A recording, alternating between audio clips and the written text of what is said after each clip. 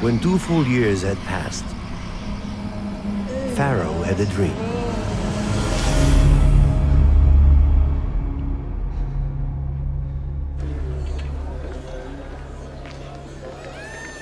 In the morning, his mind was troubled, so he sent for all the magicians and wise men of Egypt. Pharaoh told them his dreams, but no one could interpret them for him. Then the chief cupbearer said to Pharaoh, "Today I am reminded of my shortcomings. Pharaoh was once angry with his servants, and he imprisoned me and the chief baker in the house of the captain of the guard. Each of us had a dream the same night, and each dream had a meaning of its own. Now a young Hebrew was there with us, a servant of the captain of the guard. We told him our dreams, and he interpreted them for us, giving each man the interpretation of his dream. And things turned out exactly as he interpreted them to us. I was restored to my position, and the other man was impaled." So Pharaoh sent for Joseph.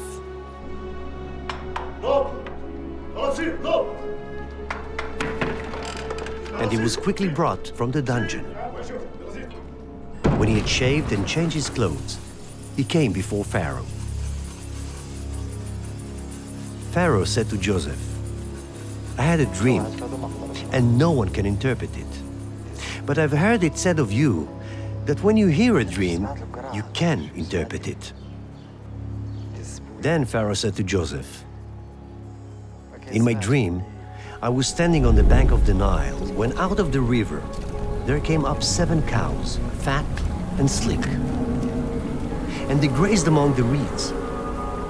After them, 7 other cows came up, scrawny and very ugly and lean. I had never seen such ugly cows in all the land of Egypt.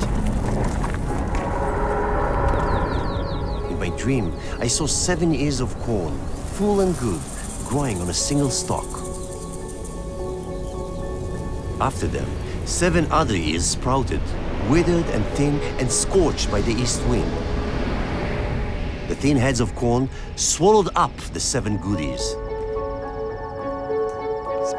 I told this to the magicians, but none of them could explain it to me.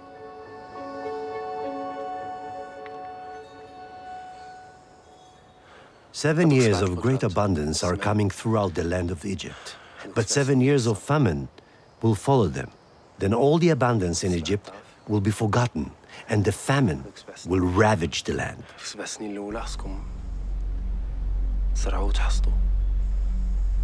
The reason the dream was given to Pharaoh in 2 forms is that the matter has been firmly decided by God, and God will do it soon.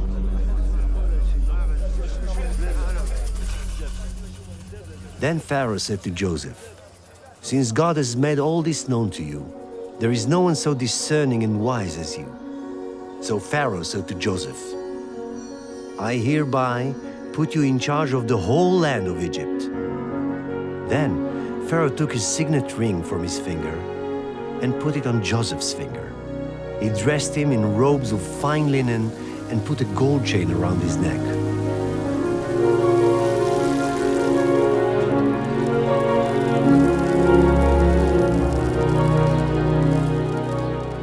During the 7 years of abundance, the land produced plentifully. Joseph stored up huge quantities of grain, like the sand of the sea. It was so much that he stopped keeping records because it was beyond measure.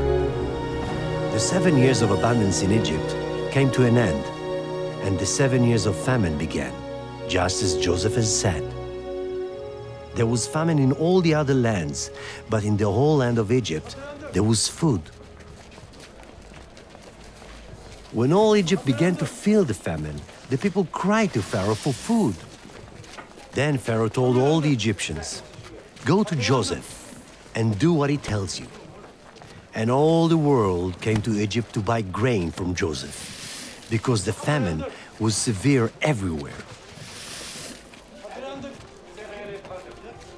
So Israel's sons were among those who went to buy grain, for there was famine in the land of Canaan also.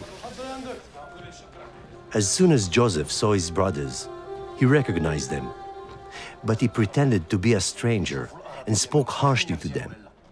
"Where do you come from?" he asked. "From the land of Canaan," they replied, "to buy food." Although Joseph recognized his brothers, they did not recognize him. Then he remembered his dreams about them and said to them, "You are spies. You have come to see where our land is unprotected." "No, my lord," they answered. "Your servants have come to buy food. We are all the sons of one man.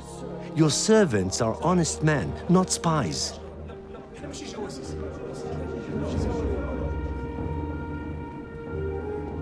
Joseph said to them, "It is just as I told you. You are spies, and this is how you will be tested. As surely as Pharaoh lives, you will not leave this place unless your youngest brother comes here. If you are honest men, let one of your brothers stay here in prison, while the rest of you go and take grain back for your starving households. But you must bring your youngest brother to me, so that your words may be verified and that you may not die." This they proceeded to do. They did not realize that Joseph could understand them, since he was using an interpreter.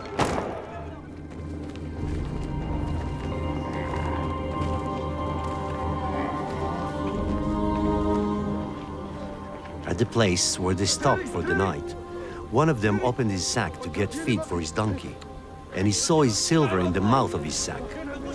"My silver has been returned," he said to his brothers. "Here it is, in my sack." Their hearts sank, and they turned to each other trembling and said, "What is this that God has done to us?"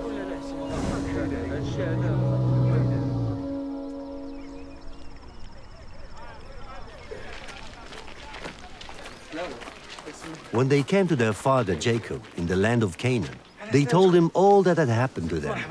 They said, "The man who is lord over the land spoke harshly to us and treated us as though we were spying on the land." Then their father Israel said to them, "If it must be, then do this. Put some of the best products of the land in your bags and take them down to the men as a gift. A little balm and a little honey, some spices and myrrh, some pistachio nuts and almonds."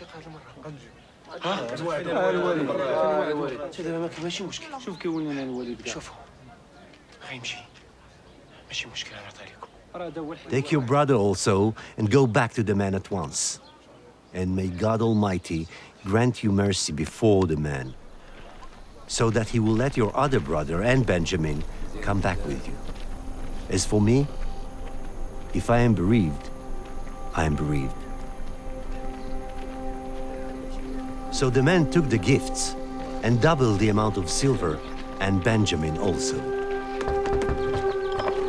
They hurried down to Egypt and presented themselves to Joseph. When Joseph came home, they presented to him the gifts they had brought into the house, and they bowed down before him to the ground. He asked them how they were, and then he said, "How is your aged father you told me about? Is he still living?" They replied, "Your servant, our father, is still alive and well." And they bowed down, prostrating themselves before him. As he looked about and saw his brother Benjamin, his own mother's son, he asked, "Is this your youngest brother, the one you told me about?" And he said, "God be gracious to you, my son." Then Joseph said to his brothers, "Come close to me."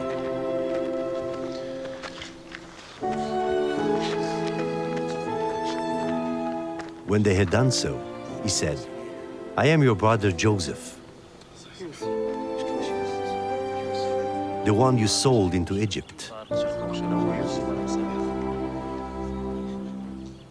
And now, do not be distressed and do not be angry with yourselves for selling me here, because it was to save lives that God sent me ahead of you. For 2 years now, there has been famine in the land. And for the next 5 years, there will be no plowing and reaping. But God sent me ahead of you to preserve for you a remnant on earth and to save your lives by a great deliverance. So then, it was not you who sent me here, but God. He made me father to Pharaoh, lord of his entire household and ruler of all Egypt.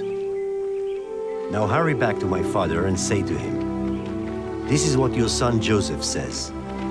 God has made me lord of all Egypt. Come down to me. Don't delay.